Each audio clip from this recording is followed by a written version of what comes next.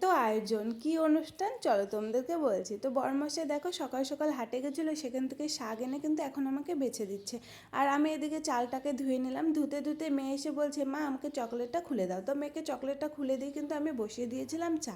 চা বসিয়ে এখন বর আমি মেয়ে তিনজন মিলে চা খাচ্ছি। আর মা খাবে না, মা দেখো পুজো দিচ্ছে, মা খাবে না, মা একাদশী করেছে, মা কিন্তু আজকে নির্জলায় উপাস থাকবে। তো আমি এদিকে দেখো চা খাওয়ার পরে কিন্তু আলু ভাজাটাও কেটে নিচ্ছি। আলু ভাজাটা কাটার পরে শাকটাকে কিন্তু আমি সুন্দর করে ধুয়ে নিলাম। ধুয়ে নেওয়ার পরে কিন্তু কড়াইতে তেল দিয়ে শুকনো লঙ্কা দিয়ে রসুন ফোড়ন দিয়ে শাকটাকে কমপ্লিট করে নিলাম। আর শাকটা হালকা হালকা ঝোল করবো, আর বেশি কিছু করবো না। শাকটা কমপ্লিট করে কিন্তু আলু ভাজাটাও কমপ্লিট করে নিয়েছি, ভাত কমপ্লিট করে নিয়েছি। সব রান্না কমপ্লিট করার পরে আমি কিন্তু রেডি হয়ে নিয়েছি।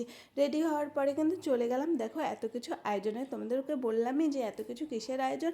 আজকে আমাদের ননদের অষ্টমঙ্গল। আর কোনো কিছু আশেপাশে যদি কোনো কিছু ছোটোখাটো অনুষ্ঠান হয়, আমরা সব যা মিলেই কিন্তু রান্নাবান্না করি, আনন্দ করি, মজা করি। এখানে হালকাই গরম লাগছিলো দেখে আমরা সবাই মিলে বসে কিন্তু এখন একটু ঠান্ডা এনেছে, সেই ঠান্ডাটাই খাচ্ছি।